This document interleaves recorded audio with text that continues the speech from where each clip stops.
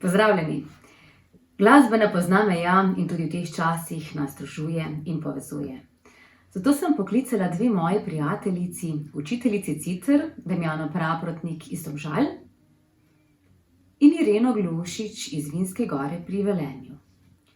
Odločile smo se, da vam zaigramo skladbo Let it be od Beatlov. Kajti, očitno moramo dovoliti, da nas tudi ta situacija nekaj nauči. Zdaj to sicer še ne vemo kaj, sem pa prepričana, da čez čas bomo tudi to spoznali. Do takrat pa ostanite zdravi in ostanite doma.